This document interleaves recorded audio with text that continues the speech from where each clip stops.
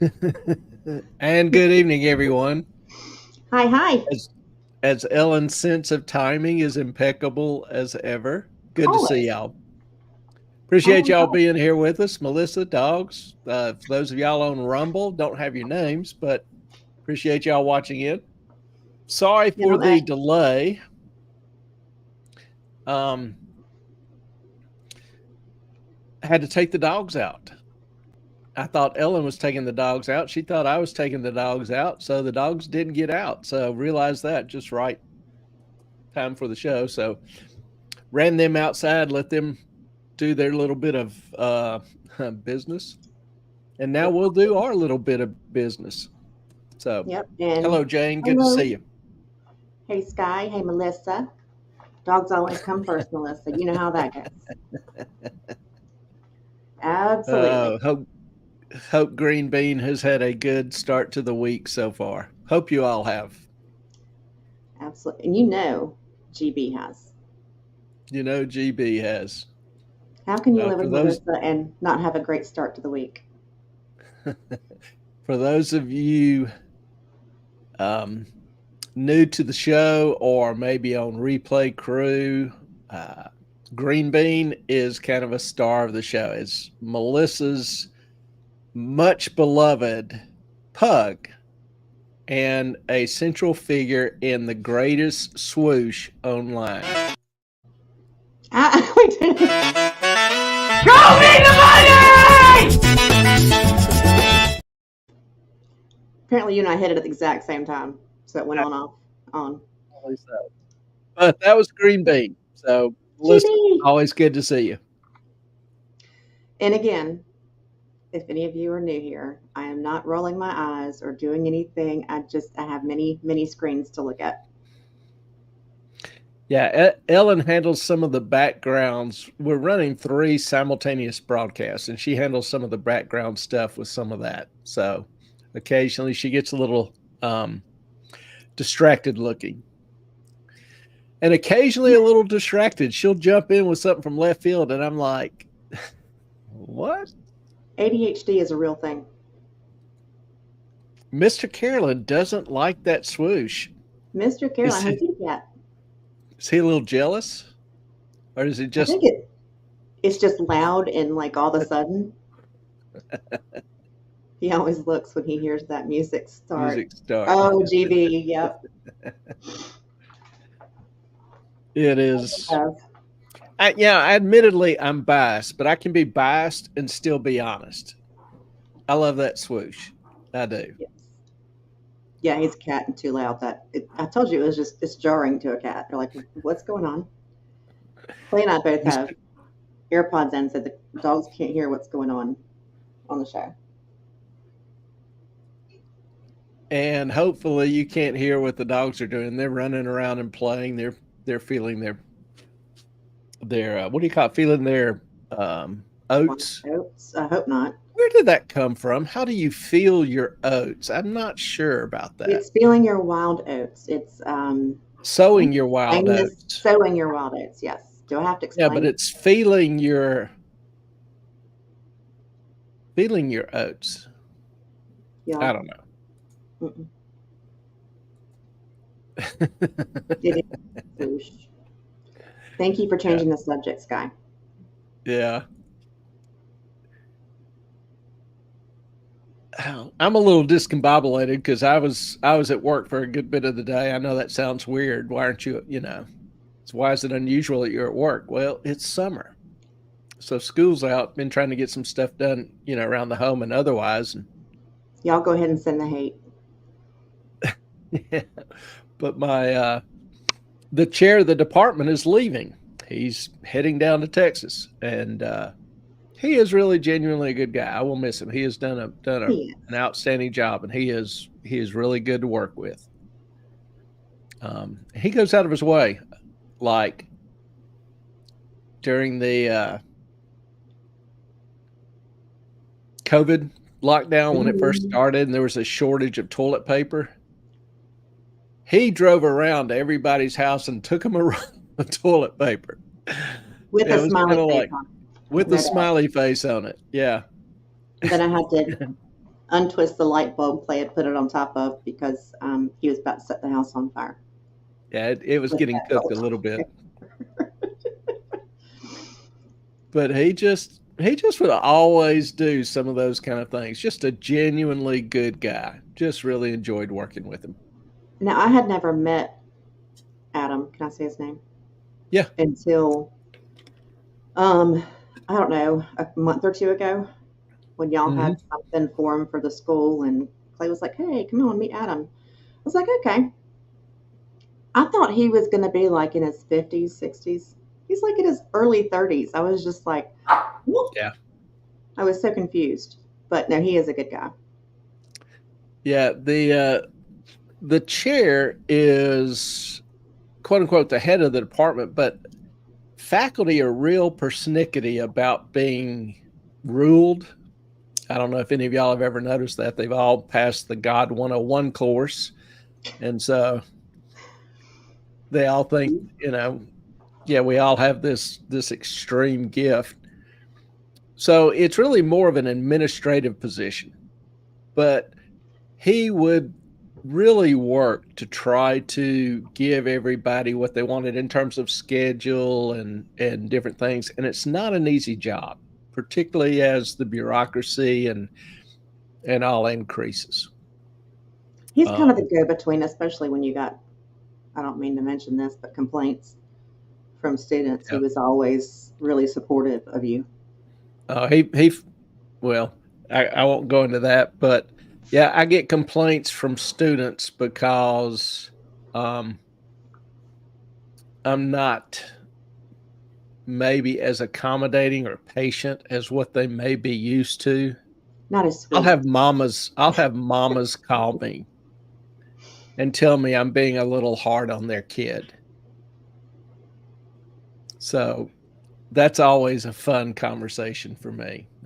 Clay always says, maybe your kid's not made for college. No, I don't say that. I just say college is not for everybody.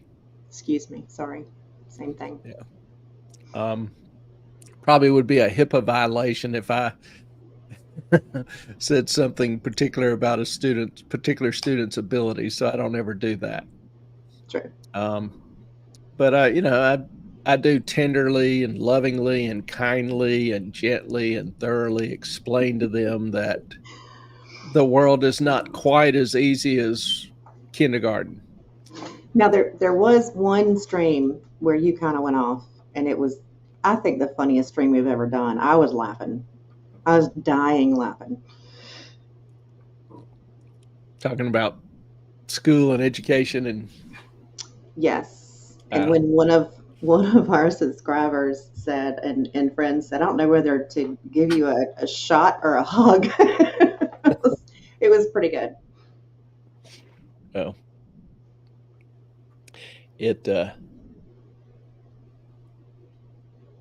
I get my best reviews from the honor students.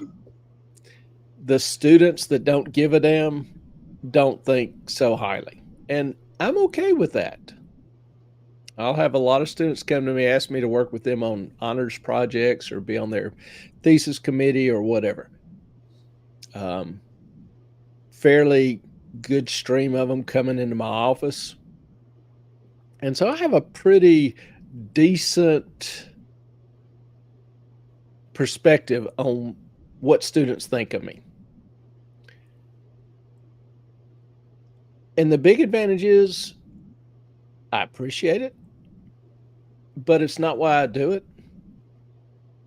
I do it because I love what I do. I didn't really want to get off into all this, but you don't have to, because yeah, it sounds like it's going to be a somber conversation. Need to be a little no, I'm just sitting here, just got a lot of thoughts going through my head. There's been so much going on, and my goal is to have the students that care, that give a damn, leave my class better equipped than what they came in. Modest goal. And those that don't care, I don't care. I have no problem flunking them back to junior high. So it's their call. tonight is Tuesday Q&A. This is really kind of y'all's night to ask questions or throw out topics, whatever you want, if you have something. It's open-ended, don't really have anything structured.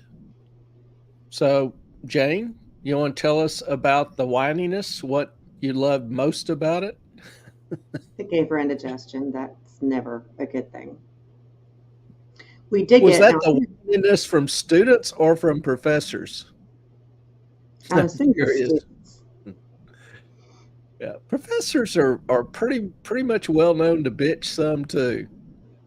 You know, it's and you know that's one thing I love about my department is that everybody gets along so well. It's such a collegial and amiable department. It really is unusual. Everybody, even though we have different views, everybody gets along really well. Jane, both. Both, yeah. I was hoping Carson was going to hop on here because he sent me a text today. But he can catch up at 2 times speed. And then go back to what he calls drunk speed. He's like, when he slows it down, he's like, y'all talk like you're both shit-faced. Like, okay. Yeah, he oftentimes will join us late, and he'll run through the show at 1.5 or 2 times speed to try to get caught up, and then he gets all excited when he does. Jane, they would curve every grade. I would get a 98 because I studied. The next idiot would get a 70. I would get extra credit for the difference. Ooh, capital gains. That's a good one. Yeah, I heard something on the radio today about capital gains. What'd you hear? Good, bad, or indifferent. We also were going to talk some about Sky is from Canada. And that was, you know, part of the text that Ellen was referring to. Carson also is in Canada.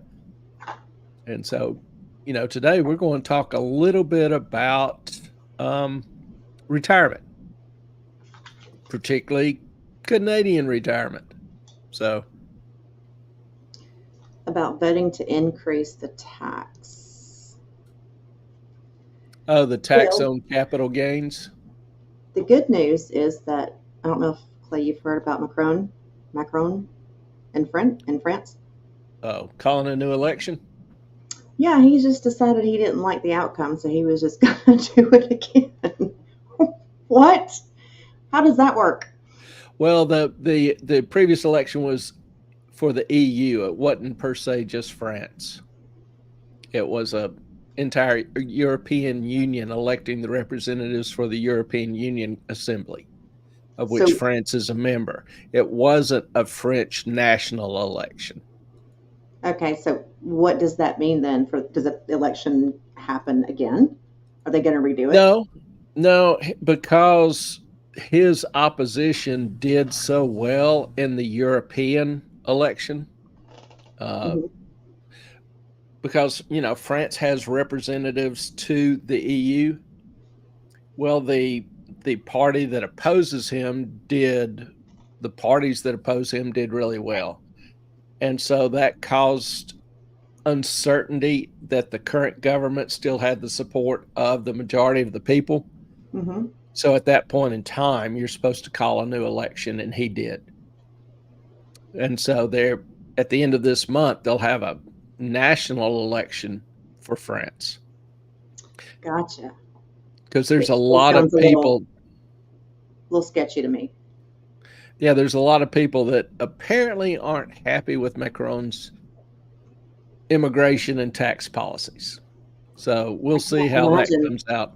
I can't imagine what that would be like. I mean, you know, if you watch, you know, in Paris over the last 3, 4, 5 years, you've seen, you know, major sections of the city burning. You know, last night, a big group of, we would call them Antifa. I'm not sure exactly what the French, you know, would call them, but kind of people who aren't big fans of France were marching down the street. and some people were flying French flags out of their windows, they would rip them down.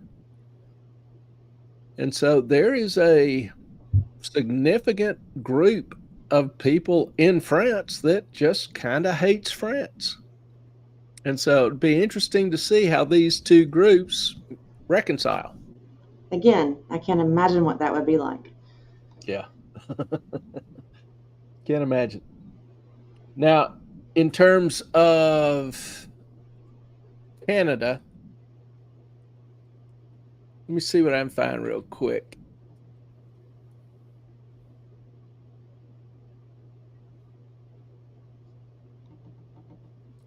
Of course, it would have a wonderful name. The Fair and Predictable Capital Gains Taxation. Of course. The capital gains inclusion rate will be increased from 1/2 to 2/3 for capital gains over $250,000 per year for Canadians, and all capital gains for corporations and most type of trust. Lovely.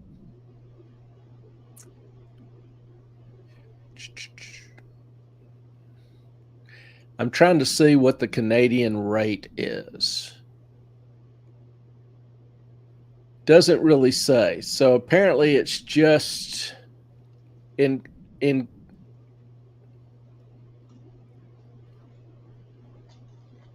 increasing the amount of, like in the US for capital gains.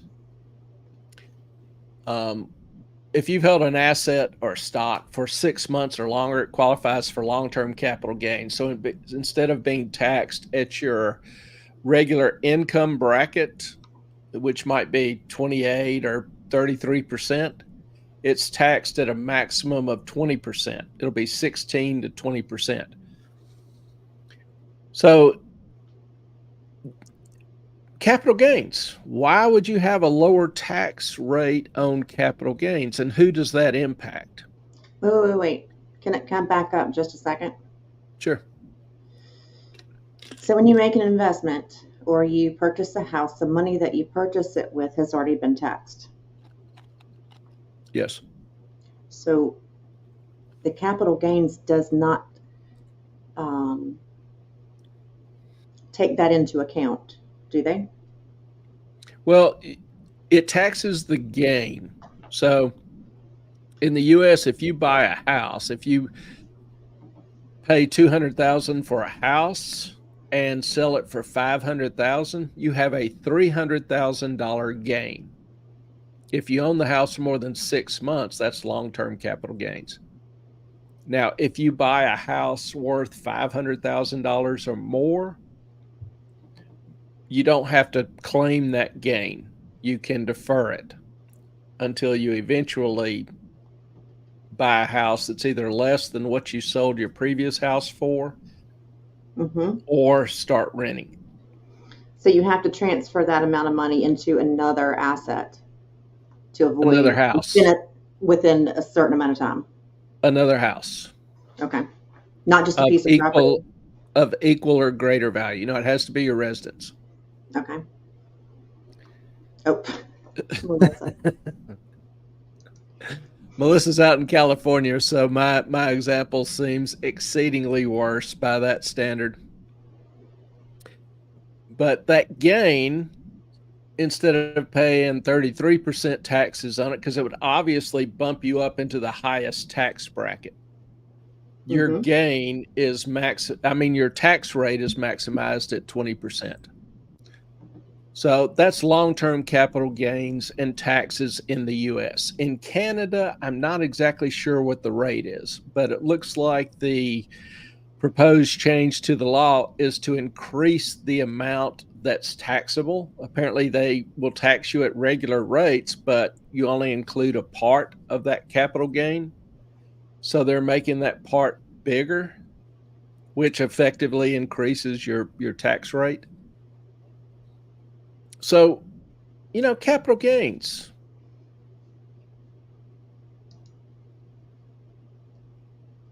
Taxes. Yes. We're having a big debate in this country about taxes. And you know, a lot of people are talking about the Revolutionary War. The Revolutionary War basically started over a 2% tax on tea. Oh, I have so many thoughts about that. Ellen is doing something, not exactly Probably sure my what. phone. Just needed one more screen. That's okay. You know, and now the average American works, you know, pays nearly 45% of everything they make in taxes. They work the months of January, February, March, and most of April just to pay their taxes. You've got federal income taxes, state, some people have city. You've got sales taxes, you've got property taxes on your home, car. If you rent, those property taxes are embedded in your rent. You've got all the different licenses and fees that you have to pay to do anything, to drive, to travel, whatever. I mean, literally, Revolutionary War, 2% tax on a breakfast beverage. No offense, but with all the taxes we have now, what are we thinking? Have we just been so brainwashed into thinking that we'll just pay it? Yeah, it keeps creeping up. It never, hardly ever goes down. Reagan had a tax. Kennedy had a tax cut. Reagan had a tax in the income tax rates. Kennedy had a tax cut. Reagan had a tax cut. Trump had a tax cut. And that's pretty much been it. Most other administrations have either left them alone or seen hikes, increases. A tax that people don't think about often. Regulations are a tax. They increase the cost of doing business. And there have been some regulations imposed. I might even do a show on it because I'm not really prepared to talk about it tonight. I've just seen some overviews, but Housing regulations. There have been some regulations imposed that over the next 4 years will literally crush businesses and individuals. For example, well, it's not a regulation, but the Trump tax cuts, current administration wants to allow them to expire. They expire at the end of this year. So for the average family making $60,000 a year, $65,000 a year, that would represent about a 17% increase in taxes. Corporation taxes would go from 21% back up to 28 or 30. So the prices you pay for goods would jump just immediately, 8%. Could go on down the line, and we may do that one night. I don't know how many people are really interested in regulations, but regulations and their economic impact is huge. It is huge. Vastly underappreciated.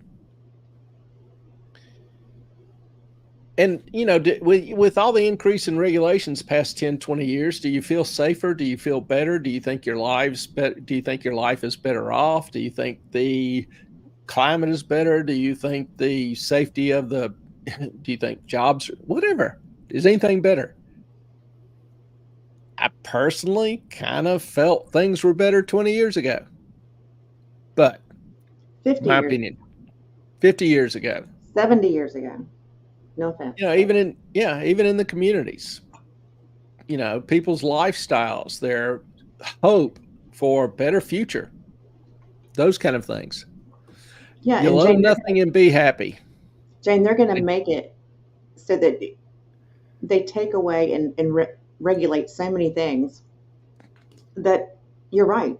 They're going to drive us there. Yeah, it's incremental changes, and people don't really notice or complain or get real upset about the increments. But when someone does say something, they back off a step and they wait for you to get comfortable, and then they push a little more. It's just constant pressure, and it hasn't worked out, particularly for the poor and the middle class. And I generally focus on the poor and the middle class because that's where most people are.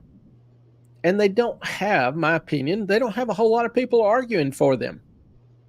No. are talking about what they actually experience, and they're kind of the heart and soul. They're the ones who, do the jobs, do the work. They don't get much of the glory, much of the credit. And, that's always been, but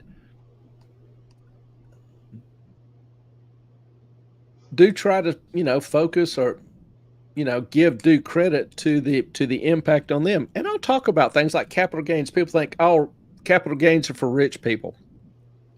So if you want to tax the rich, go ahead. Well, the only problem is they're really not for rich people. The family farm has come under great pressure the past 20, 30, 40 years. Estate taxes are a big reason for that. Farmers are asset rich, but cash poor. They own land, but that land doesn't produce tremendous revenues in cash. And a lot Most of them. A lot of the family farms are inherited by the next generation, and there's so much debt attached to it that they can't get out from under it, and they have to sell them. And guess who buys them? Well, it's not only debt, it's taxes. That too. When farmer leaves his 2,000 acre farm to his kid when 40 years ago it might have been worth $100 an acre or $50 an acre. Now, because of the spread of the city nearby, the value's up to $10,000 an acre. So all of a sudden, it's a $2 million asset that's being inherited. There's estate taxes on that, and the family has no cash. The son has no cash to pay that tax, so he has to sell the farm in order to meet his tax liability. We see it here on the beach. You've got people that have owned a house here for 80 years. They're retired, very fixed income. Their property taxes have gone up from, $500 to $10,000 a year. They don't have the money to pay it, so they have to sell their house. Yeah, I mean, that's wrong. It's just Yeah, wrong. And people thought it was so awesome when people, during COVID, everybody started moving down to where we are. And it's like, no, because the property taxes just went through the roof. It's crazy. Yeah, and our property taxes are still cheaper than they are in New York, Philadelphia, Boston, whatever. So they look at them and go, oh, this is nothing. The value of the house went up, therefore the taxes went up.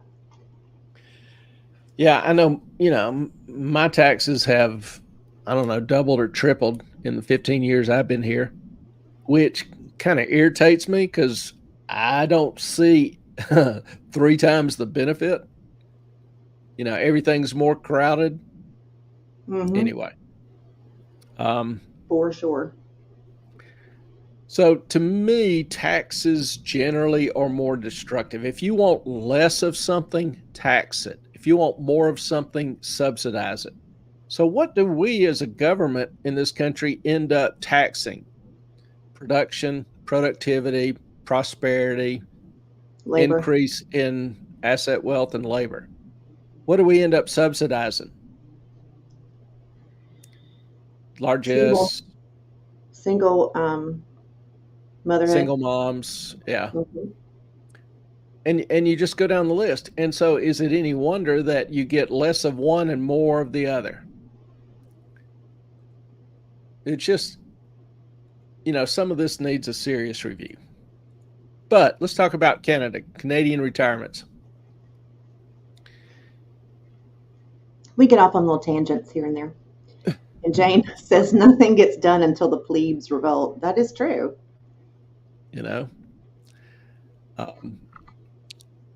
And I think we're getting closer and closer to that. People are just getting so angry and frustrated with life not being what they wanted or expected or hoped for. A lot of them have just given up hope that, to me, ends up spurring anger, more violence. Yep. So, and we'll even talk about violence, in a few minutes, but because the FBI has some interesting data that came out. But Canada, This, I believe Carson was, now did Carson share this with you? Yes. The Globe and Mail.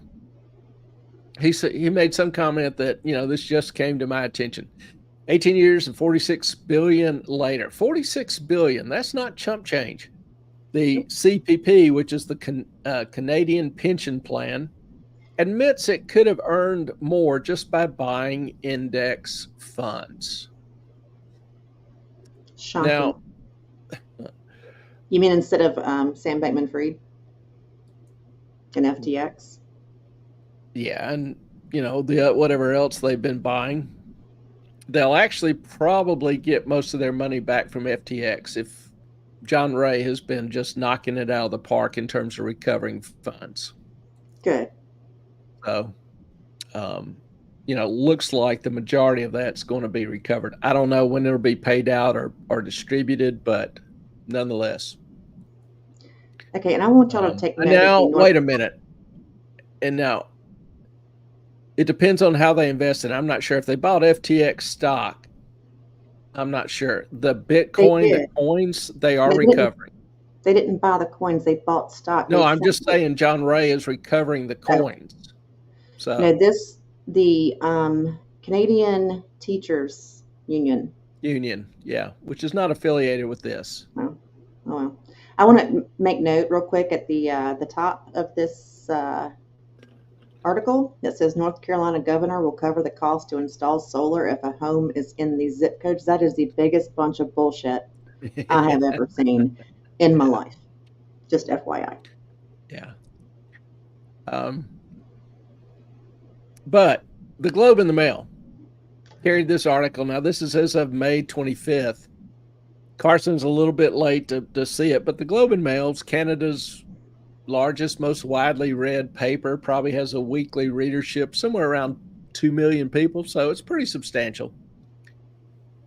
And they're talking about the CPP plan, which, along with what Canadians call old age security, it's what Canadians rely on for retirement.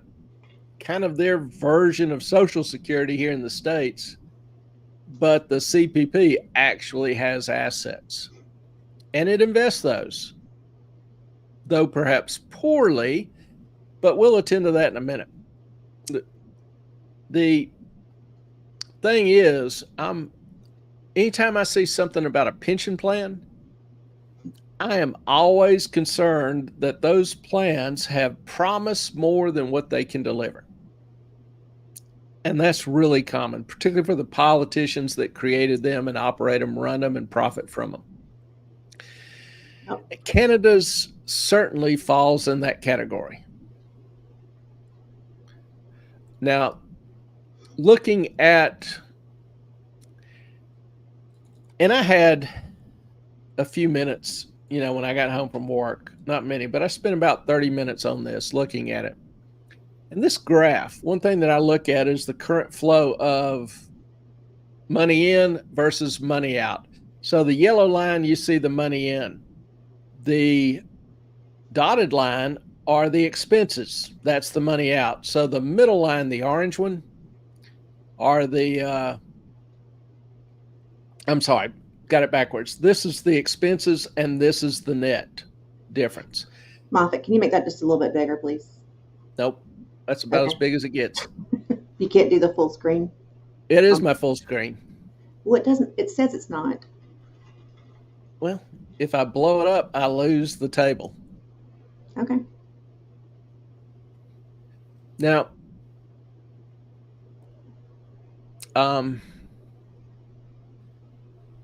so this is the net. And as you can see, the net's increasing slowly each year. Now, I didn't have a chance to look at how that compares to Canada's population growth, because if this net is behind population growth, obviously that's going to be a problem sooner than later. But seems like, things are holding up. So, kept looking at some other things. The proportion of those over 65, which in Canada continues to rise, reaching about 19%. I'm assuming that's the same as the U.S. with baby boomers. Yep. maturing, older, that number in that retirement group is increasing. Mm-hmm. Now the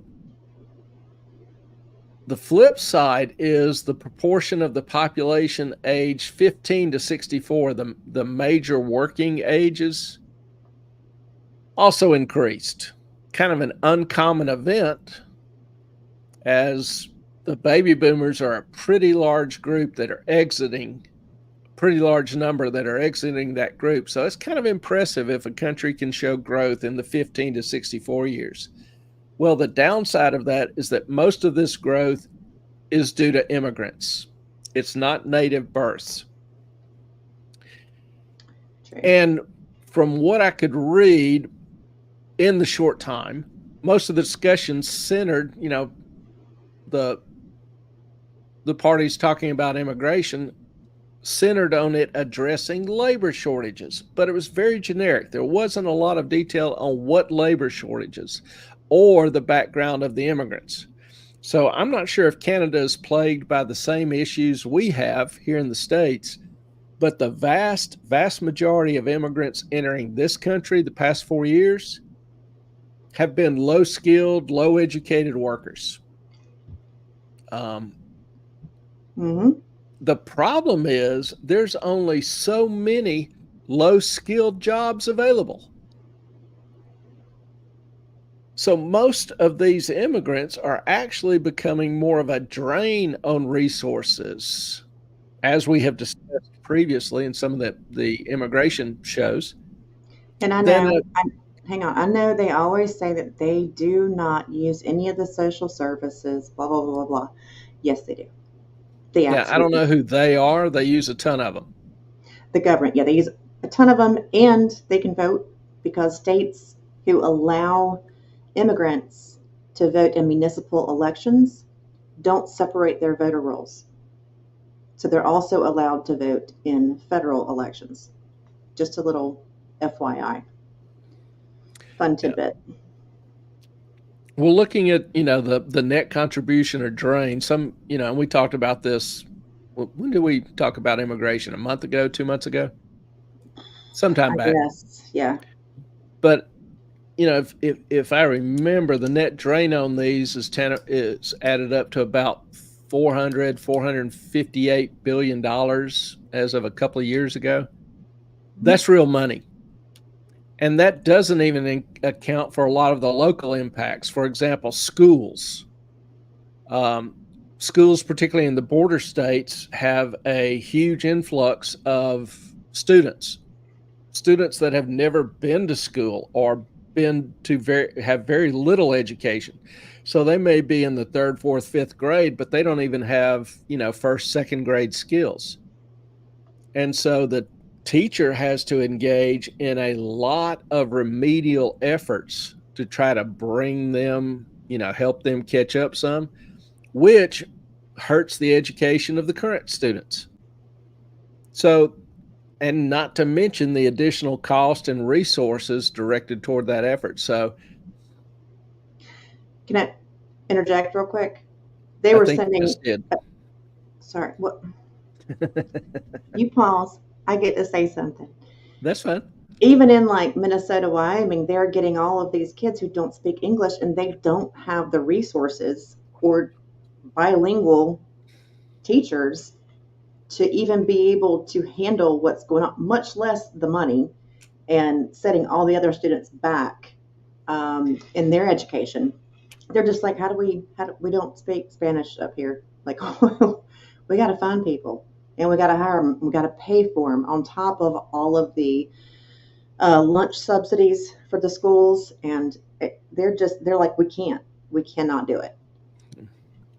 So I don't know whether, Canada's immigration base is consistent with ours or not, but if they are more of a drain on resources than a contribution to the tax base, then they will end up draining more from the pension plans and government services than what they contribute. The math just doesn't work out that way. It doesn't work out for long. Mm-mm. So that brings me to the real concern I have with most pension plans is unfunded liabilities. So what's an unfunded liability? If I hire you and you're 40, so I know you're going to work for 25 years. And I tell you that if you stay with us, when you retire, you'll receive 80% of your last 5 years' salary. That is something called a defined benefit plan. I have defined how much benefit you will receive, and it has nothing to do with any contribution you make. It's all on me, the employer, all on me, the government. Defined benefit. So mathematically, I know in 20 years, you'll be 65, you'll retire, you'll have a actuarial life expectancy, let's say, of 20 years. I think for males in the US right now, it's 18.9 years, whatever. So there's some average life expectancy that I expect you to have. And, you know, I can estimate with inflation and, you know, normal job promotion, what your ending salary would be. So I have an idea of how much I'm going to have to pay you every year for those 18 years. I also know what the average investment has returned for the past 10, 20, 75 years or whatever. So I can guess pretty well how much money I need to be saving every year to meet that future liability. An unfunded liability is when I save less than that which is required to meet that obligation. Particularly if I'm only putting in 10, 20, maybe 30% of what's required. That's when you've got big issues. And that's where most defined benefit plans are. So I'm sorry. Go ahead. I think that's where they said they screwed up, because you and I have talked about this a million times, I think, on this channel, where, you know, if you invest in an, you know, index mutual fund, just a regular one, which has done what, between 12 and 20% on average. Mm-hmm. And they said they were just trying to get like the quickest benefit, the quickest, make money fast. And they admitted they would have been so much better off had they just done the slow progress that would have gotten them more money in the long run. Sorry. No, you're fine. Because you and I have I thought we'd beat this to death. Well, so I tried looking at the Canadian pension plan's unfunded liabilities.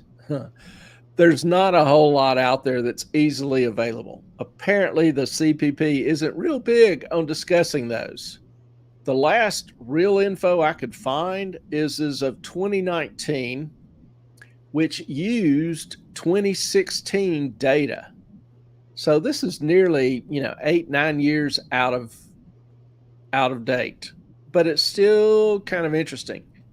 It detailed, and here's the site. I know nothing about this website. I don't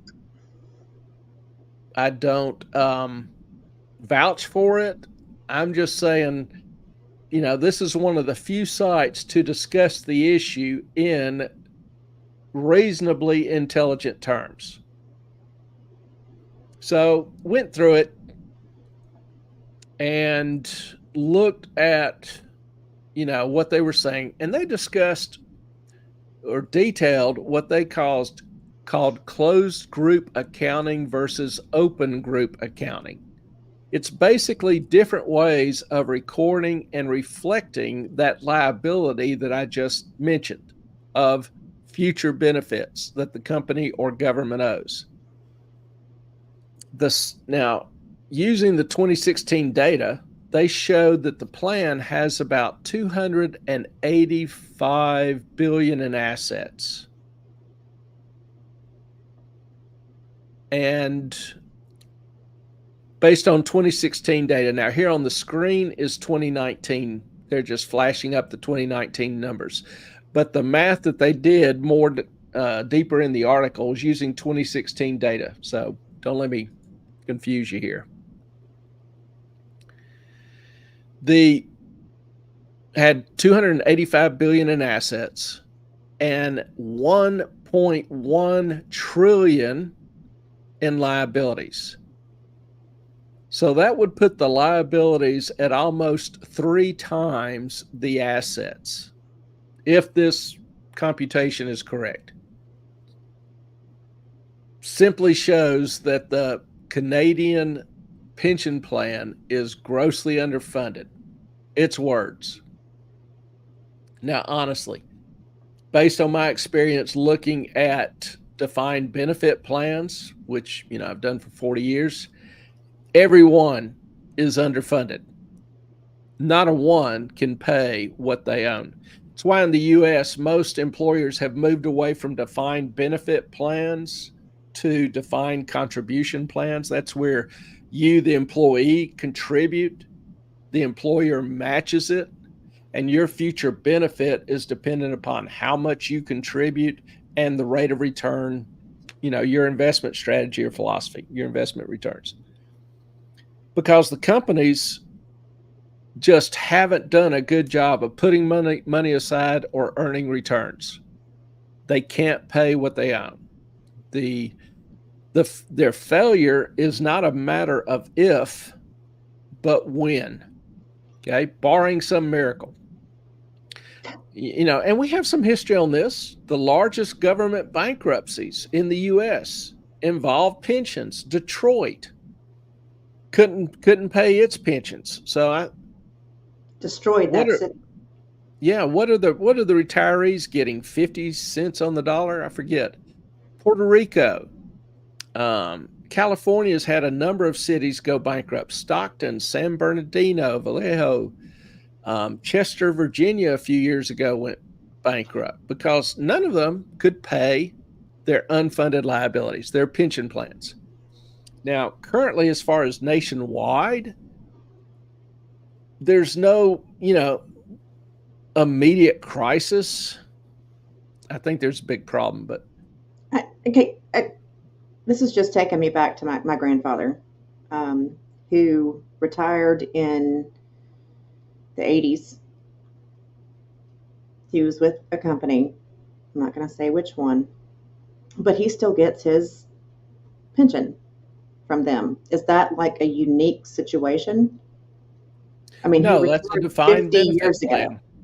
Huh? That's a defined benefit plan. They're paying that out of whatever money they did put aside, plus what they're currently having to contribute.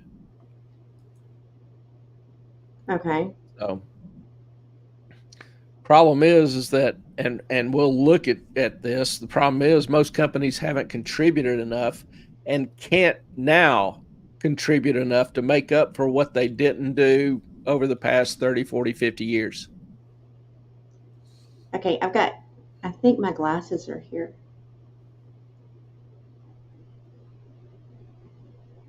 I have to go check. I'm excited. Okay. I just got an update. I'll be right back. Let me.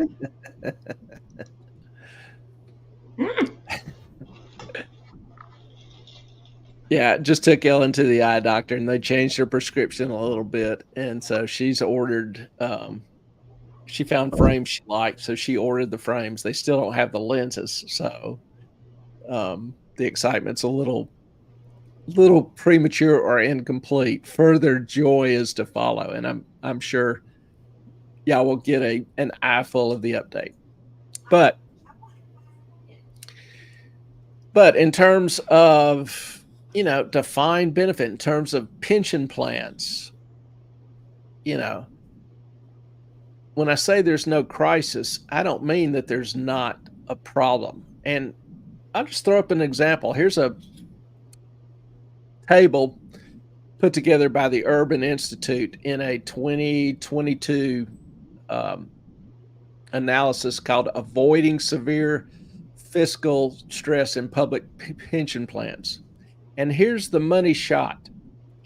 Now, I don't know if you can, how well you can see this, but it just lists different pension plans. And these are all defined benefit plans: Arizona State Corrections, Chicago teachers, Colorado State, Denver employees, Hawaii, Illinois teachers, Mississippi, Omaha Police and Fire, South Carolina, Detroit Police and Fire, New Jersey, Oklahoma, Texas. So these are some pretty major plans. And here's the big column: the ratio funded. So how much of their liability do they have money for? And if you go down 52%, 13%, 21%, 24%, 41%, 56, you get the idea: 26, 22, 41, 61, 53, 39. Anything below 95% is a problem. So when you're getting down in the 60s, 50s, 40s, 30s, 20s, you're talking about major problems. And here's the second most interesting column: the number of employees to beneficiaries. For example, if you have a 1-to-1 ratio and your plan starts running out of money, that employee has to pay 80, 90, 100% of the retiree's monthly benefit. That's where we're getting to in Social Security. So if, for example, if you get a $3,000 a month Social Security benefit, there are two people working, so each one has to pay $1,500 a month to cover your benefit. That's not including anything for their future retirement. That's just covering yours, okay? So if you look at the number of employees to current beneficiaries, it's kind of alarming. Here, 88, 2.64. That's one of the better ones. 1.16, 0.75, 0.9, 0.88, 2.14, 1.41, 0.71, 0.84. 0.83, 0.84. Those are 0.42. Those are pretty crappy numbers, because that means a huge burden will fall on the current employees to pay for the retirees. If you're a 30-year-old, you're trying to, you've got a little kid, a wife, family, or whatever, you're paying 40% of everything you make in taxes. And now you're going to be asked to pay another 5, 6, 7, 8%, 10%, maybe 20% of what you earn in order to fund older people's retirements who didn't put enough money aside while they were working. How do you think that's going to go over? I mean, I'm nearing, 65, 66. I want my Social Security. I paid into it for all the years. But if I was 30 years old, I understand that kind of attitude and resentment. And it's only going to get worse. So, Canada, I don't know from my brief review what their absolute status or unfunded liabilities are, but I'm willing to bet they're pretty damn significant. And I'm willing to bet as government taxes increase that the ability of individuals to pay more and more into the retirement system is going to be limited. We'll see. Now, they published, and this is kind of what generated the news article, they published their annual report. I was so excited with something you ordered. Yeah, it wasn't her glass. Ellen's mad now. It wasn't her glasses. It was something I ordered. So, not going to go through this in any great detail, but pick out a few pages.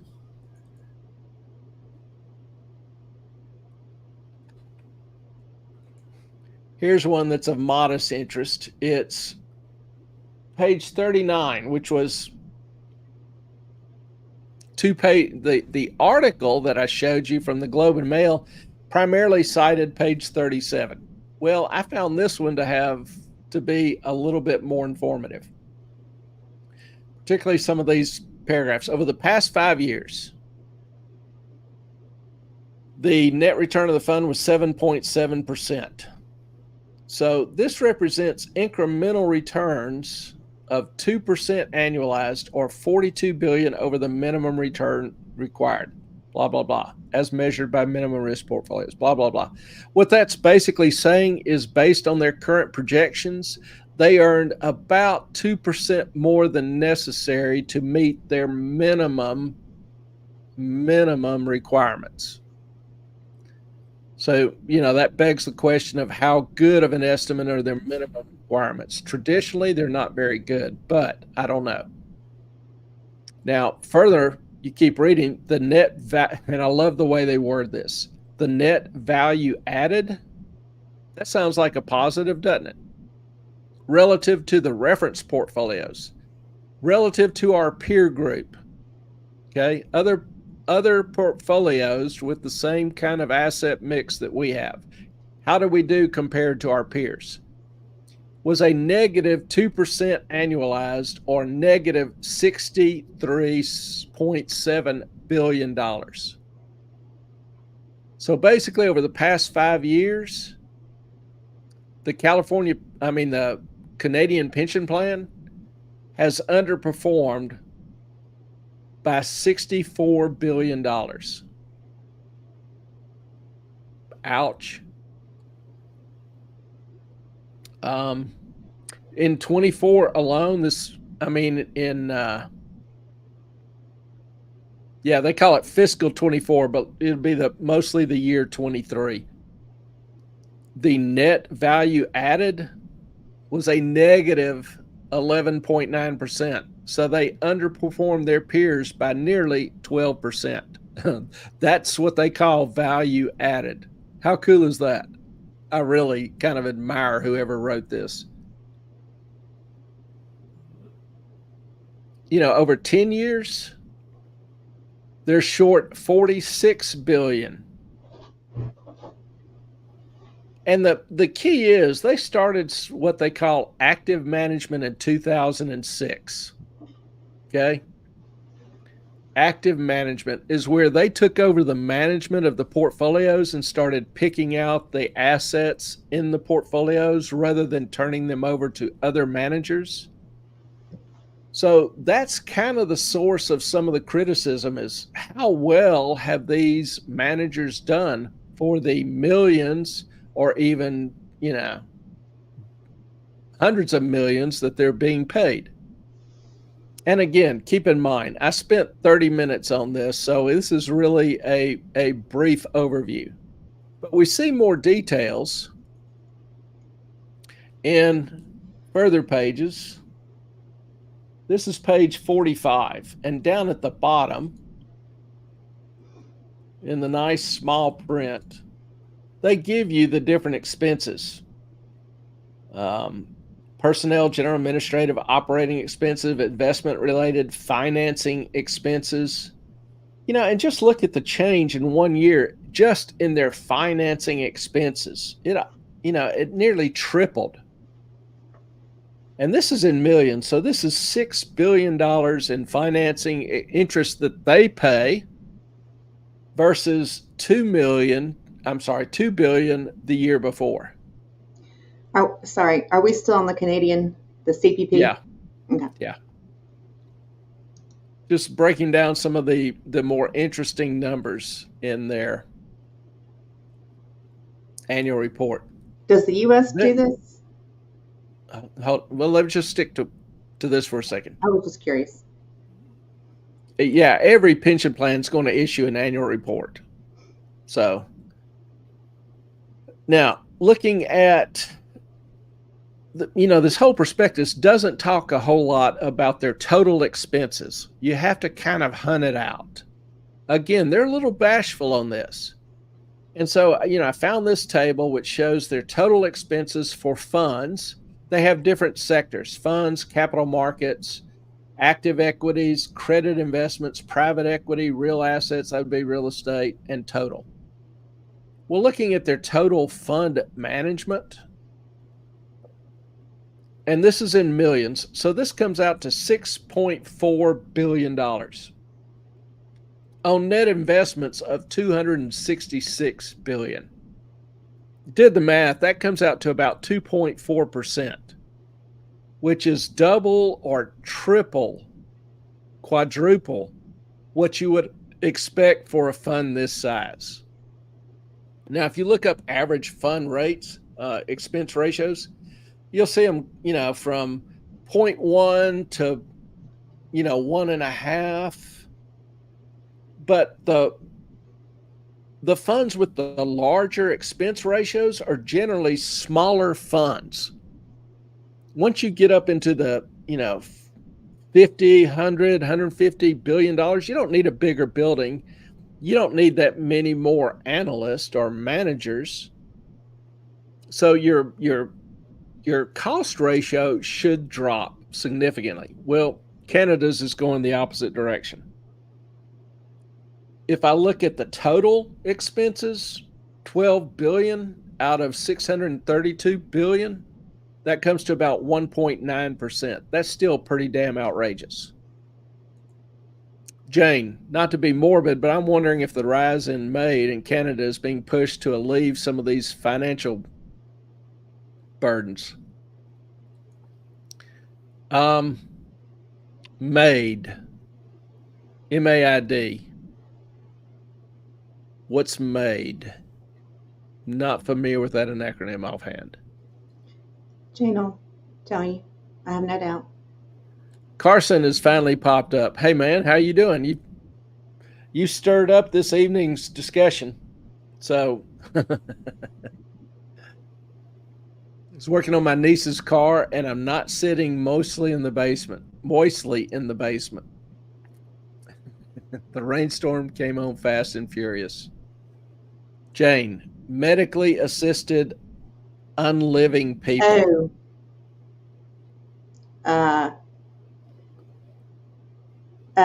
What's the guy? Kevorkian. Yeah. You with me now? Sort of. I still had not heard that an acronym before. Don't know how active or expansive that is. I wouldn't think the cost would be that great, but I don't know. It alleviates the pensions. Well, it certainly reduces the burden on the pension plans, but with a pension this size, you would need to be actively involved in terminating old people to make much of a dent. I think that's the point. Yeah, that may be, but I don't know anything about that or the numbers or the growth or the change. I'll email it to you. Okay. So the main takeaways from this is that there's no immediate crisis. I don't have good numbers to say exactly how long before, problems do start arising, but I suspect that, problems will start arising in the next 10 years, maybe 20 years, but I don't know for certain. A lot of it depends on the productivity of the immigrants that get that increasing young group. A lot of it depends on what happens to future taxes and economic growth. The U.S., Canada, most every Western country has to grow more rapidly than they have been. You just cannot get by on stagnant economies with, ever increasing populations, particularly when you're allowing in tons of low-skilled, low-educated immigrants. Did you get the email? Oh, I haven't. I don't have my email up. Haven't looked.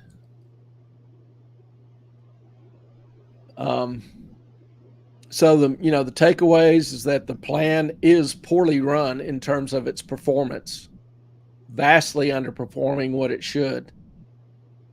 Secondly, the expenses are outrageous. Expenses are absolutely stupid for a fund this size. Saw somewhere they had gone from, and I should have written it down, in 10, 15 years, they've gone from 150 employees to 2,500, something like that. So not sure. But wherever the money's going, it's crazy stupid. All right, let's see. Number of assisted deaths. Got the article. Number of assisted deaths jumped more than 30%. I really hate pop-ups. And this is in 2022. Health Canada reports his number of medically assisted deaths was more than 30% higher than the year prior. Constituted 4.1% of all deaths in Canada last year. That's a damn high number. Yeah. Huh. And the law that allows it is the Medical Assistance in Dying MAID law. Okay. Interesting. It says 44,958 people have received medically assisted death since the introduction in 2016. So that's running 13 or 15,000 people a year.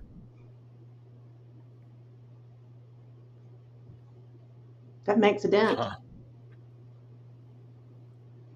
Yeah. Yeah, it does.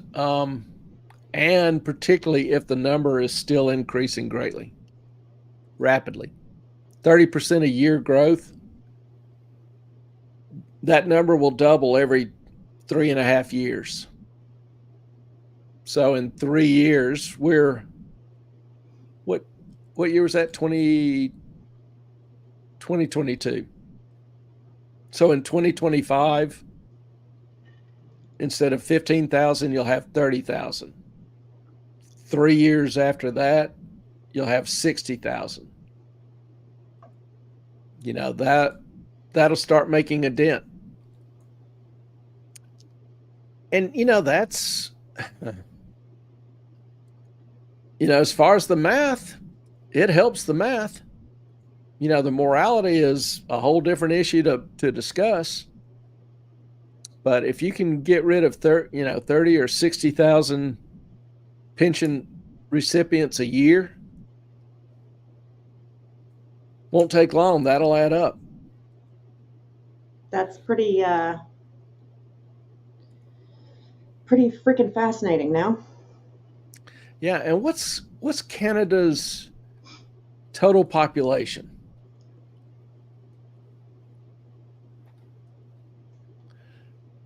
$39 million.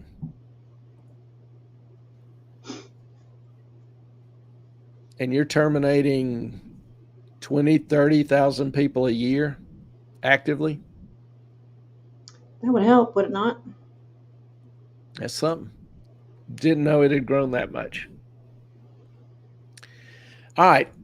So for our beloved Canadians, hope that... Yeah, don't let them unalive you. Just saying. Please. Yeah, you need our permission to do anything like that. Yeah, Sky, no. I will come up Seriously. there and kick your butt. We love y'all guys. We do.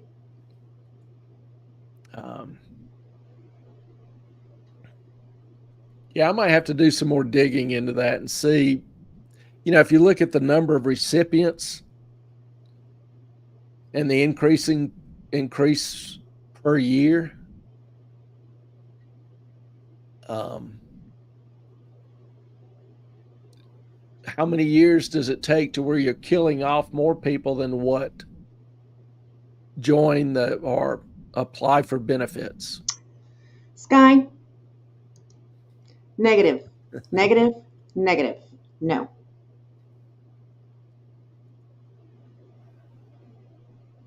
Oh, geez.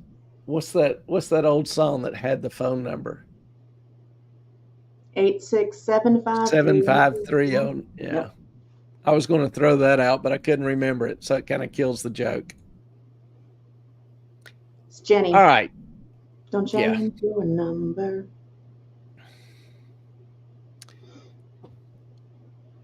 And if y'all have any other questions or, comments on, the retirement or whatever in Canada, then, throw them out. Let me know.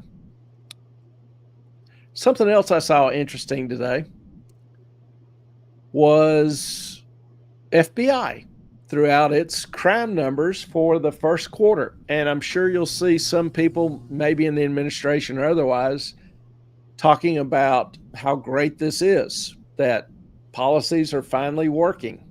Because according to the FBI, murders the first quarter decreased 26.4%. Rape decreased 25.7%. Robbery decreased 17.8%. Aggravated assault decreased by 12.5%.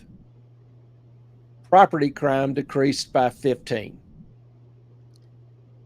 Sounds like utopia is arriving. Moffat, you gotta check your email again. Okay. I don't know if y'all know much about Brazil. I'm just going to give kind of an interlude into this of what you're about to look at. Talking about crime?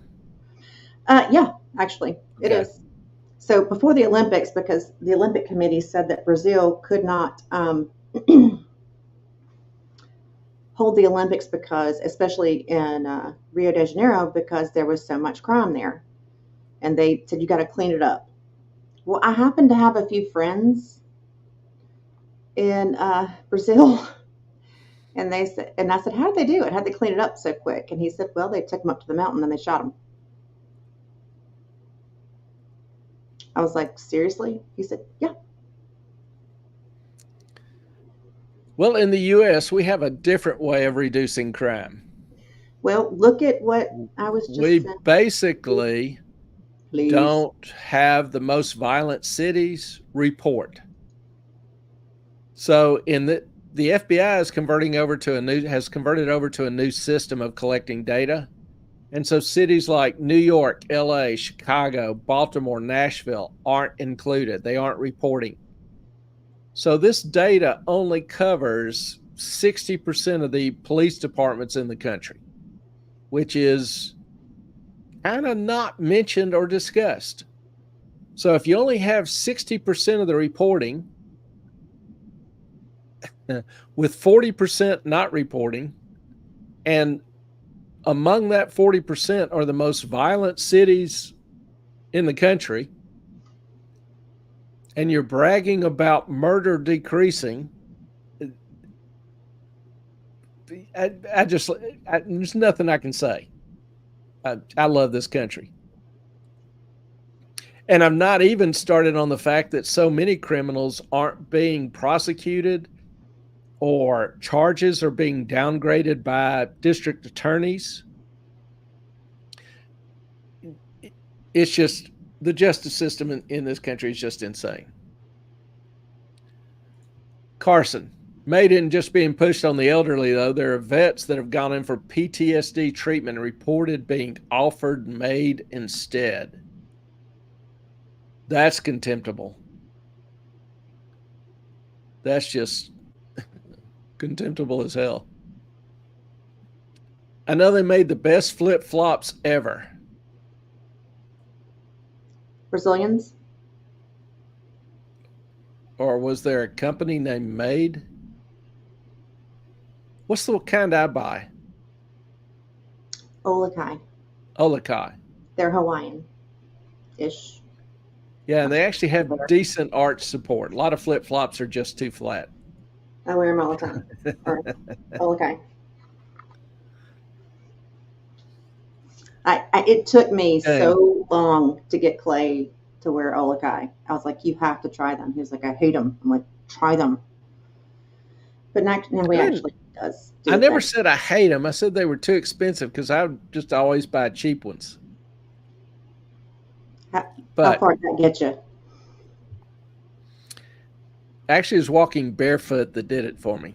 I used to walk on the beach. I'd walk 6 miles routinely at night, and finally got developed plantar fasciitis. It took me 3 years to try to get it calmed down. Jane, the numbers went down because major cities like New York and LA didn't report their numbers. Bingo. Yep. Yes. I can't pronounce that. I'll let Ellen handle that one. No. What? Javianas. Javianas? I just want to say Havanese, but that's not it. Because I think of dogs. You're welcome, Melissa, for that one. And I don't have my glasses, and my frames aren't here. What did you order that came to my notification, by the way? Kind of following up on Carson's comment about the vets being offered made, Ellen sent me this article. Canadian state is euthanizing poor and disabled. This is what Jane sent me. Canada boasts one of the world's highest assisted death rates, supposedly enabling the terminally ill to die with dignity. Suicide program increasingly resembles a dystopian replacement for care services, exchanging social welfare for euthanasia.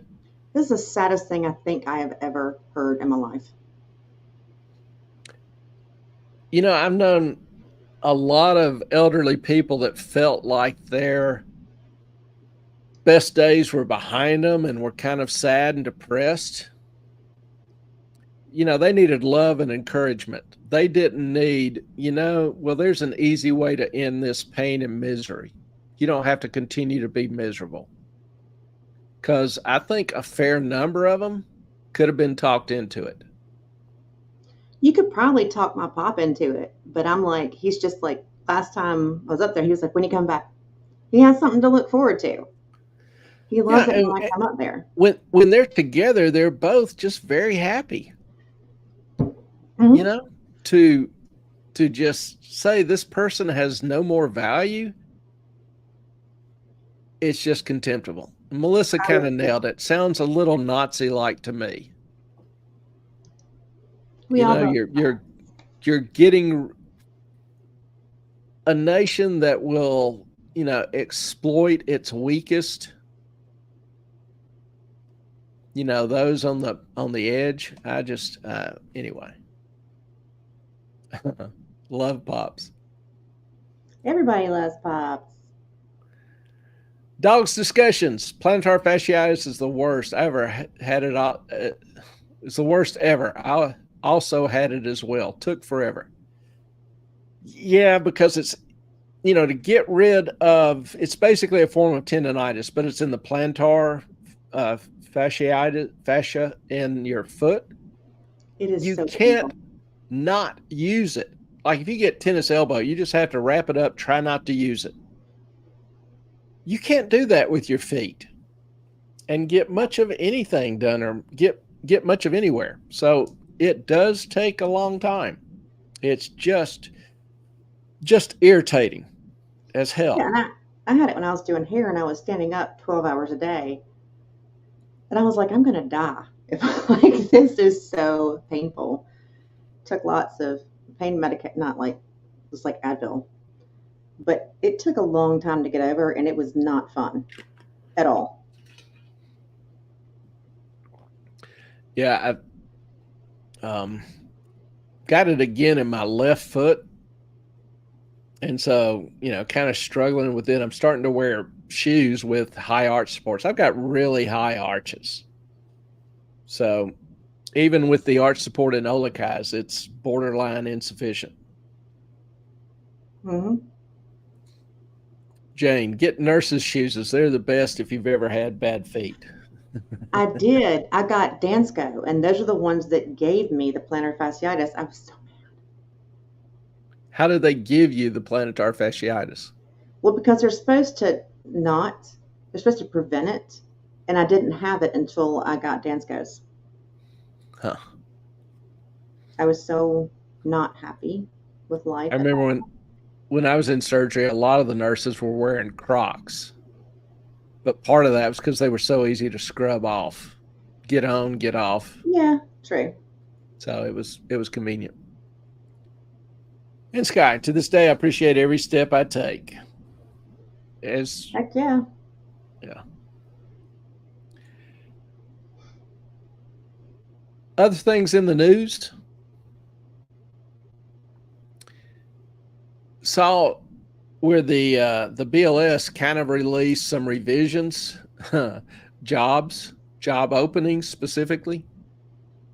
And if you look at the oh geez, Yules. I'm all mad at myself. Let me guess. There are less full-time jobs and more part-time jobs. Well, let's see. Where's the table? Okay, here it is.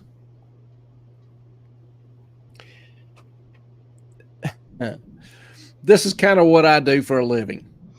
So, BLS releases some of these, and this is the job openings. So what we're really interested in is this column here, total job openings. And if you'll notice, in April of 23, which, inflation already had, been hammering people, et cetera, you had 9.9 million job openings. Well, as of the latest numbers in end of April, that had dropped nearly 2 million jobs to 8 million job openings. Not only that, it's 300,000 below March's. So we lost 300,000 job openings in a month. We've lost 750,000 job openings in 2 months. Things are accelerating for the worse. Hey, Moffat. Yes, ma'am. Comment. Carson. Oh, no, it's not. BLS, Bureau of Labor Statistics. It's an open government data source. And this report is called... It might be in Canada, but it's not in the U.S. Yeah, this one right here. And it shows at the top, June 4th, 2024. All right. Are the majority of those job losses from California? Yeah, I didn't have a chance to get into the state data or look at this, go through all the specific industries, because as you can tell, there's a fair amount of notes and et cetera, that you could, spend some time going through. And that's why a lot of people don't do this, why a lot of people don't notice some of this data. I go hunt it out. There's, 50 or 60 different indexes that I follow ever since I was trading bonds, derivatives. And so I just got used to hunting down the data and looking for it, because a lot of times it doesn't really cover, you don't see it in news blurbs or news releases. So, but I did not track down the state data. I thought occupational wage estimates were at one point, but I get there easily now. Yeah, I mean, I don't know about in Canada, again, but in the U.S., you can go and see what every civil servant gets paid, which is interesting. Yeah, we have tons of data available. It's just how to find it. Yeah, the problem is finding it. It's not always easy to find or in an easily digestible form. Sometimes I'll be looking for, economic or jobs data. Well, the BLS doesn't make it easy. They may, if I want to study, certain data, let's just say it's jobs over the past 50 years and compare it to different policies or different economic changes. Okay, that might be an interesting study. Well, you go to the data website and the data is available monthly. So I have to download 12 files a year for 50 years. Okay. 600 different files, each one containing 1 month of data. So then I have to cut and paste 599 times that data into another file and then format it, whatever, do whatever.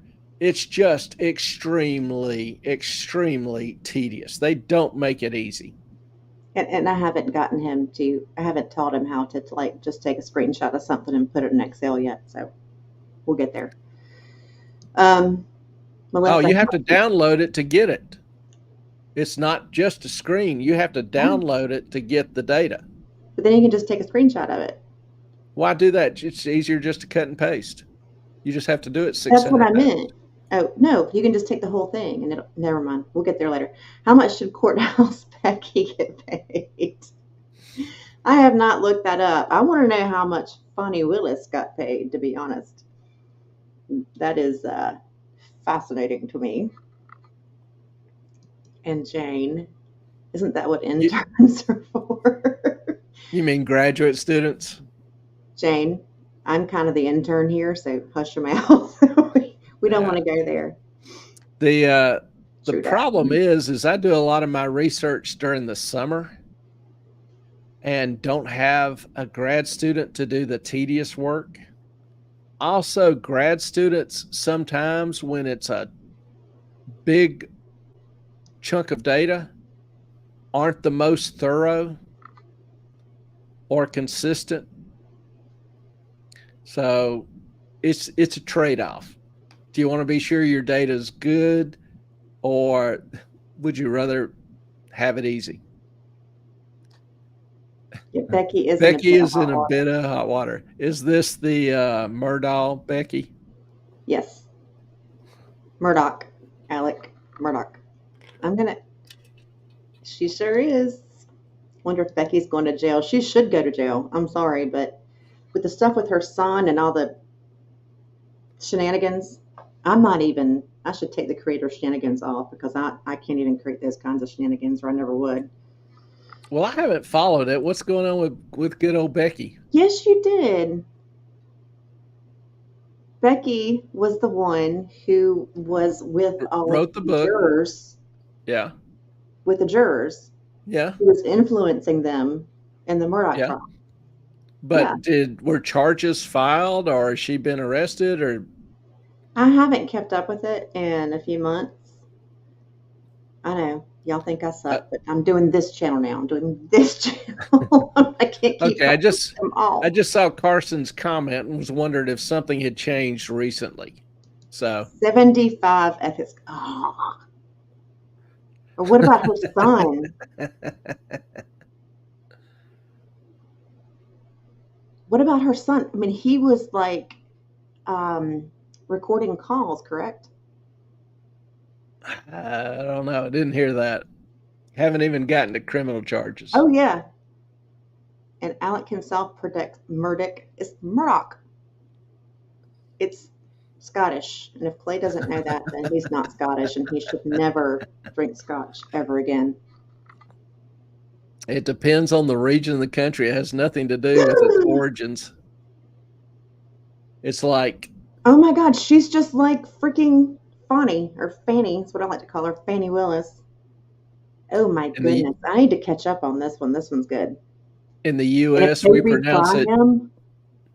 Murdoch. In the U.S., we pronounce it Jesus.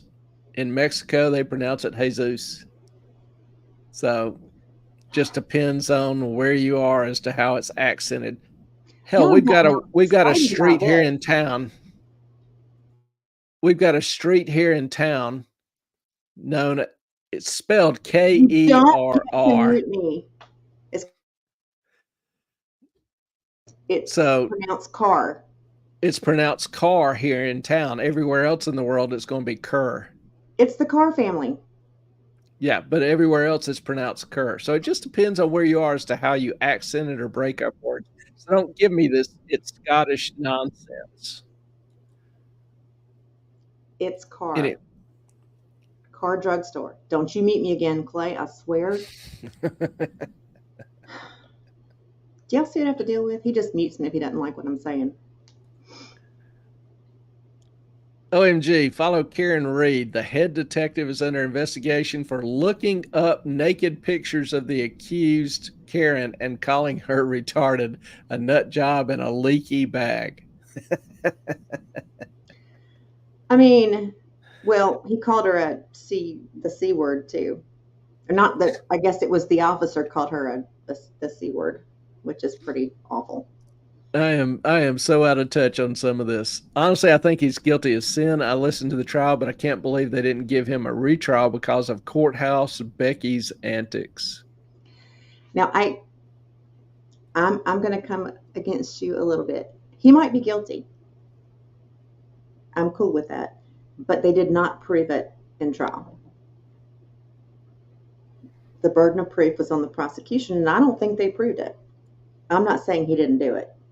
I'm just saying it wasn't proven beyond whatever shadow of a doubt or whatever the legal terminology is for that. Well, I also had big problems with some of the evidence presented, like the ballistics quote-unquote expert. Mm-hmm. The guy was doesn't even understand basic algebra. So no, he doesn't. I talked about that previously, so I won't go into all that again. But he couldn't some of that even was determine slope and angle. I mean, it was just ridiculous. Yeah, and using some of the equipment to gather data improperly. Anyway. But the ballistics guy was horrible, absolutely horrible. But what's his name? It was something stupid. I didn't see his face. I don't remember his name. Kevin Kenny or yeah, something like that. You're better at that than I am. Really? I don't remember crap. Wait, hang on. KR. I don't even have words for this trial. No, right? That's what she's saying. Oh, okay. Sorry, I got to keep. No. I'm not on YouTube enough, obviously. Okay, watch the last episode of Lawyer Lee to see something you will never forget. And then Jane, it's not like he's going to go out of jail. I think he's got 99. He's got 99 problems, and a murder ain't one of them. Yeah. Yeah. Alec is slime. He is. I'm not saying that he's a good guy. I'm just saying that they did not prove it. He deserves a lot of time in jail. I'm just not convinced that he killed his wife and son. To me, the evidence was just too sketchy. Yeah. The cell phone evidence is what got me. Which cell phone evidence, though? Because it was just like, there isn't any. They found the phone. That was a little bit sketchy to me. It just wasn't conclusive. I don't know. But then they, like, at the last minute showed up with the vehicle because he slowed down for a sec. Well, I mean, he chews. Sometimes guys slow down to put that in their mouth. There's lots of reasons that can happen. All right, Melissa. I didn't think so either. Maybe Hannah Gutierrez can testify in his next trial. I will see. He stole so much money, he will never get out of jail. Murdoch. Yeah, I feel you. And that's righteous. Mm-hmm. Got no problem with that at all.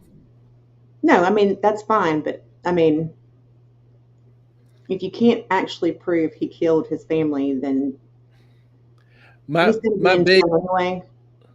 big issue is if he didn't do it, and to me the evidence is kind of questionable, then the real killer is walking around scot-free. That's my concern. So nobody liked him. Yeah. And justifiably so. And Sky, I'm going to comment about that in just a second. But he was a slime ball, no doubt. I don't think anyone would defend him in that maneuver. But okay, And that is the problem I have, Sky. He is a coward. I don't think that he was brave enough to go down there and shoot his son and his wife. He was a major coward. He may have had somebody else do it, but Clay and I talked about this. He was not brave enough. He couldn't have done it. He was the biggest pussy on the planet. Sorry. But Clay. Yeah, his face, his look, his eyes, he just doesn't strike me as somebody that can pull the trigger. No, he's not brave enough. And the timeline to me, and I forget the details, but the 10 minutes, there just wasn't enough time. By any stretch of the imagination. So the ballistics evidence and the timeline to me were just major issues that didn't work. The timeline was like six minutes to get back to the house, take a shower, get in his truck, and do the things. It call me crazy, and I'm not saying that he's not guilty of something, and I'm not saying he's not guilty of not knowing what was going on. I think he may have had some, probably did know who it was, or maybe hired him, whatever, but I don't think he could do it. I mean, he had to even call his drug dealer to have him try to shoot him on the side of the road, and then that guy missed, and I just don't. That's just me. Who killed Nicole Brown Simpson and Ron Coleman. Well, he's in hell right now, so we're not going to talk about that. He totally knows a lot more. I agree. He is a hunter, but his phone couldn't have been where it was, then going to his parents' house, which was like 30 minutes away, and coming back. Clay's getting cracked up about all this. Getting showered. Yeah, that's a lot. And then getting rid of the blood. And cleaning up the blood. That is not a quick getting rid of the event. clothes and the weapons and everything else. That's too much. In 10 minutes? Yeah. The phones were in different places at the same time. Correct. I think I know what you're talking about. I don't remember that. But in terms of him being a hunter, he's not a sniper. Yeah, shooting a dove that's 50 yards away is just different than, pulling up and doing it to your family. That's just very different natures. Absolutely. It's like very personal. It did. And I don't know if it's personal because someone who owed Alec money. I don't know if it was the boat case. I don't know. But I don't think they proved that he did it.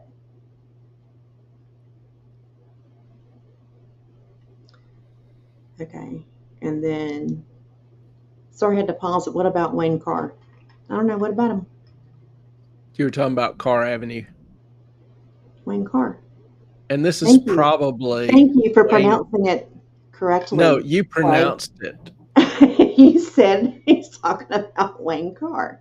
Yes, no, I just quoted you. But looking at it, I was just about to say most people would pronounce that Wayne Kerr. Carr. I lived in Raleigh for a very long time with Carr drugs. It is Carr. I asked. All right. Okay, y'all. She thinks mayonnaise is good. His phone and Maggie's phone after the murder is correct. They were not in the same place. Could have been one of his victims that did it. Could be. Absolutely. Well planned. It wasn't last minute, though. He killed those hogs and he killed dogs. He stole money from the poor, sick people. That's murder. Did he kill dogs? I don't recall that. Well, he killed. Dude, these are wild hogs. Do you want to do the education about South Carolina wild hogs? No, I mean they're dangerous. They're destroying the fauna. They're They eat killing. all the crops. They Yeah, just are like bulls in a china shop. So, yeah. and they're overrun, they're overpopulated. And so I know, but these are not like sweet baby pigs. These are wild hogs. Um, so I don't have any problem with him doing that. They are really a nuisance. Yeah, and I'm not trying to imply it's impossible for, my opinion is it's impossible for him to have killed his family. It's just It wasn't from what proven. I haven't met him personally, don't know him just from what little clips I've seen on TV. He just wouldn't be my first pick. And then the judge here says that we don't. Well, the judge also was recused of deciding anything else further. Yeah, I'd forgotten about that. Mm-hmm.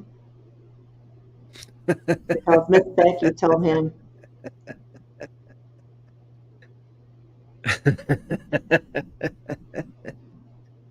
actually he did, but they failed. He actually did. I can't remember that guy's name.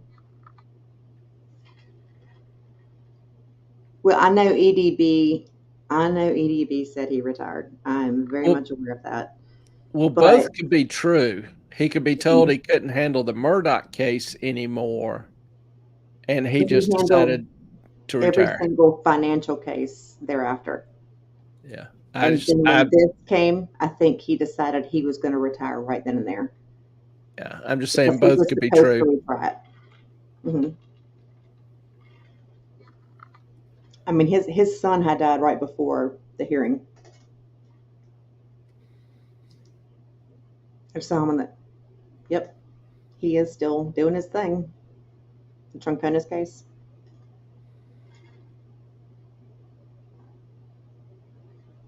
It is a thing. The judge to age out of the system. I don't know that you can, as long as you are still going for it, and still have the right frame of mind and your wits about you. I think you can keep going. Moffat? Yeah, I will give y'all credit. Y'all remember a whole lot more of the details than I do. Of course, I didn't follow it quite as close as some of y'all did. Clay has Ellen the entire transcript in every single financial case on the bookshelf behind him because I made him print them out. Yeah. I've literally got 400 pages of stuff back behind there dealing with the cases. Okay, girls, do not fight about the judge. Easy now. Settle down there, kittens. Come on. This is a family. This is how long has it been? A year since the trial? Wasn't it last April a year ago? Last March. March a year ago? And people still feel very strongly about this. We called him like Judge Little Man. He was so cute. I'm impressed. Listen, this was like a big deal, Clay. They can come back to do certain things. He may have aged out. I don't know what that's all about. And y'all, we're not going to. Newman. Yes, that was him. Newman. Carson.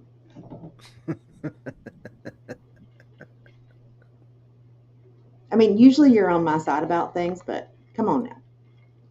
It's Carr. Turds. Was that his name, Newman? Mm-hmm. That's funny. Bring in the jurors. Or the jurors is what I always heard him say. He always said jurors. I was like, what is going on? That was a hell of a trial.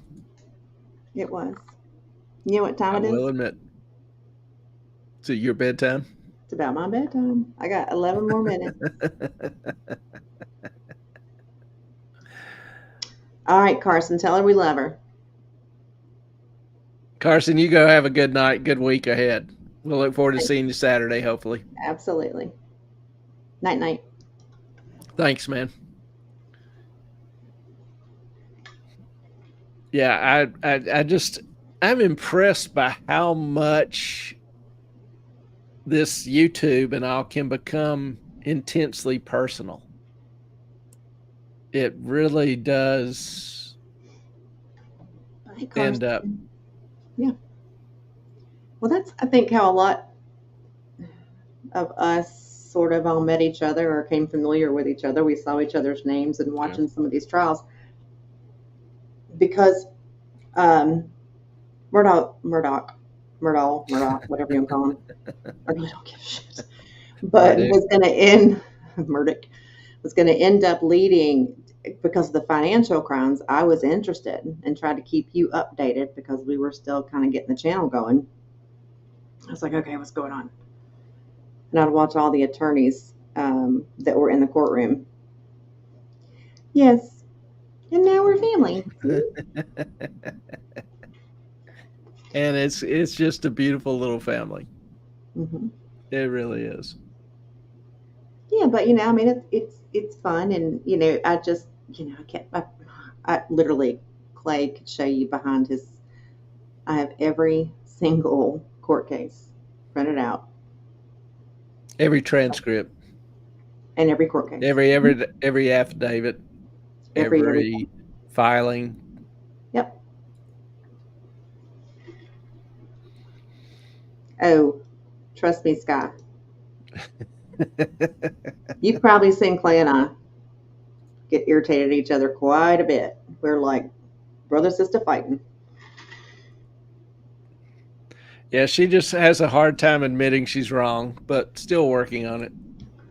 I forgot you're always right. Jackass.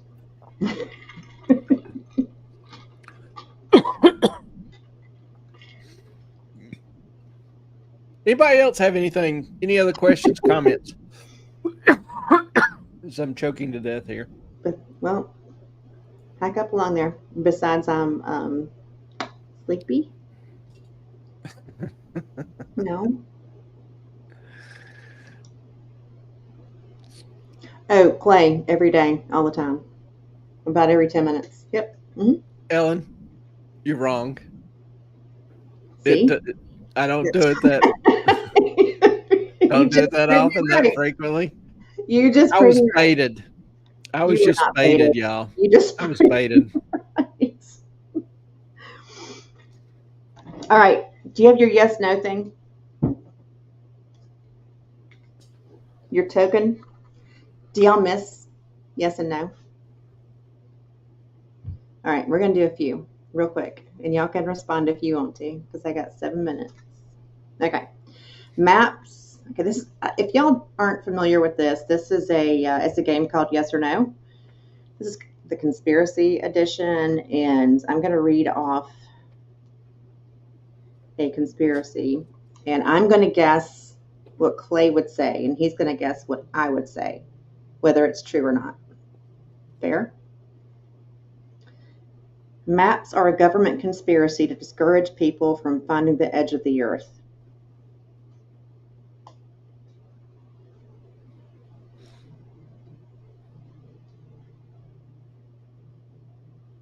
Yeah, that's kind of insane.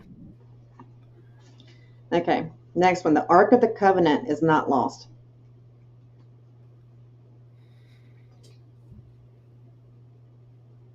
No, you're wrong. Me? I would think you would say it is not lost. The Ark of the Covenant is not lost. Oh, I did it backwards, didn't I? No, my family, Sinclairs were. Yeah, Ellen's never wrong. Just keep that in mind.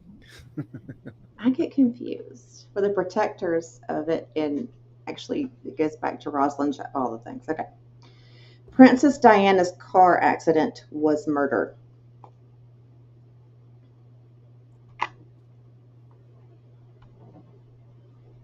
You're wrong. I would say no. I think You're it wrong. is. You think it's not? I don't think it was. I think it was. Ending is where it is. I know, right? Okay. Lee Harvey Oswald didn't act alone to kill JFK. Do y'all want to? Y'all want to chime in?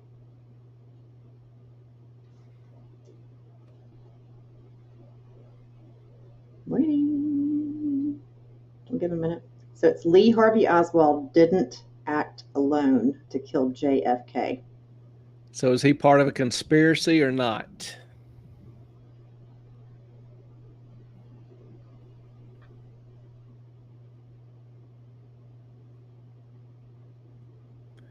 I would probably go yes. Absolutely. Jane, I think the grassy knoll, of course the CIA was involved. Okay. Yeah, Area 5, huh? I was just going to say the Hmm? longer I've gotten away from it, the more questions and weird circumstances come up. Just don't know. But I'm pretty sure we don't know the whole story. And that makes me think, yes, there's more to it. Absolutely. And you're right, Melissa Patsy. Time travel technology exists. Hang on. We haven't done this in a while. It's kind of fun. No. No, it's not? What? Oh, I was just agreeing. We have not done it in a while. No. I'm going to go with Melissa and dogs. Nope. I think it does. You're wrong. I get a point. Okay, how about this one? Yes, it does. Wait a minute. You see into the past. Thank you, Jane. Because every star is a sun, and not all those suns are still there. Tell me I'm wrong. They went out thousands and thousands of years ago, but you can still see the light because of the speed of light. Next one. Give y'all a few minutes to answer. The cure for cancer has been found, but Big Pharma hides it. Hang on. And you'll get to Google crap. Moffat? I'm not Googling anything. You're cheating. No, I'm not doing anything. I'm playing with this card. I have a gem clip on it. Again, you're wrong. Why? Did I say every 10 minutes? All right, we got one answer. Melissa, you want to chime in? Anybody else?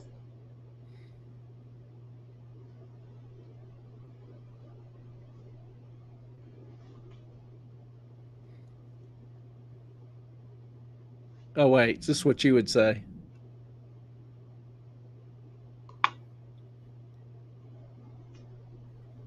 Yeah. You think no? I know. I think no. Because I no think if one agrees with somebody you. had that cure, they would be trillionaires. No, because if you cured it, there's no more medications to sell to people. Well, if you're a trillionaire, you made more off of it than you will off selling any particular cancer drug. You don't get it. It's a lifetime, forever. It's a continuing thing.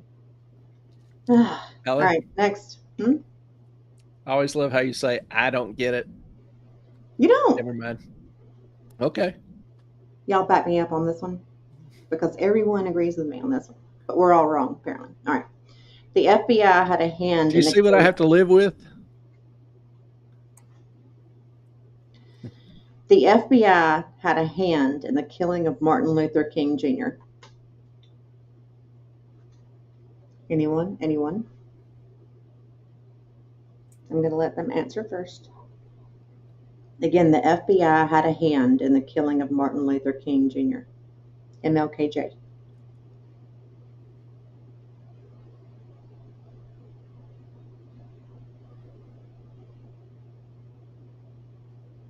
Miss M? All right. I think this is what you're going to say. Correct. I absolutely think so. Do you? I kind of do. I haven't seen convincing proof yet, but the FBI was so intertwined and up in his stuff, yeah, that it would not surprise me. I'm just not sure what the FBI has to gain. That's my big problem. What did the FBI gain from his death?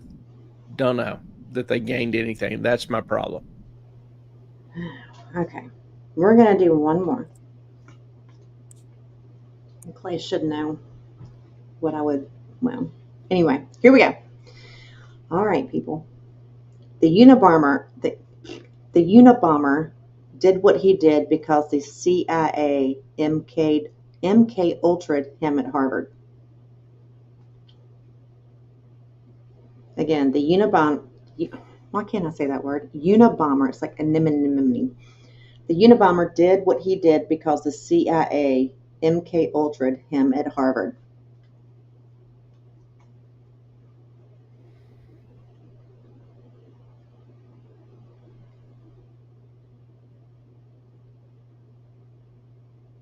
Anyone else want to comment?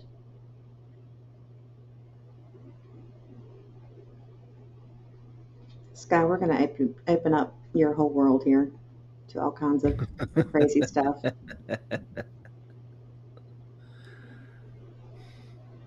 I know what you're going to say. I actually think it's very possible. They were giving him some weird stuff, some weird combination. I've known some people that got a bad batch of acid and it just completely rewired their head. In fact, that's what Steve Jobs attributes his incredible vision to, was LSD. And, you know, I tell my students this. Flip side is, I had a friend I went to high school with.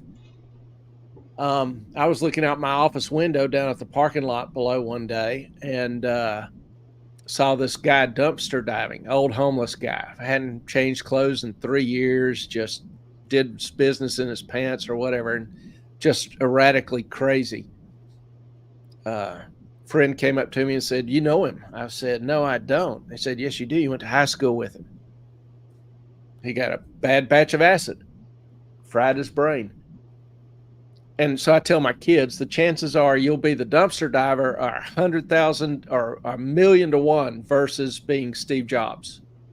So if you think you're dropping acid to try to, you know, become the next Steve Jobs, just remember the odds are never in your favor. Is this Hunger Games? Yeah. But, you know, some of what they did and put them through, I seriously would not be surprised, but what? That created some issues. Oh, and Sky, honey, Jane and I will sit you down and explain why you're not the president of Crazy World. And Clay would probably back me up on this. You are in the sanest world. Yeah. Jane and I go down lots of rabbit holes. You're in the cool and very, very, very sweet world. Yes, you are. You and Melissa. All right, y'all. I got the dogs pestering the hell out of me, which is 9:03, usually not a good bedtime. And it is past Ellen's bedtime. So we're going to pause here. Actually did kind of enjoy hearing some of your thoughts and ideas. Would be would be interesting to have, you know, more thoughts and discussion on some of those, but we might get in even more trouble, so who knows. But we do appreciate y'all being with us. I got a ton more cards we can go through, which I think it's Yeah. fun. It's a cool game. Appreciate your support. If you will, before you exit out, hit the like and subscribe buttons if you're not already subscribed. And if y'all have any other questions, comments, or whatever, email us, moffatonmoney@gmail.com, or DM me on Twitter. So we really appreciate y'all. Hope y'all have a great rest of the week. Blessings to you. Our time is up. We thank you for your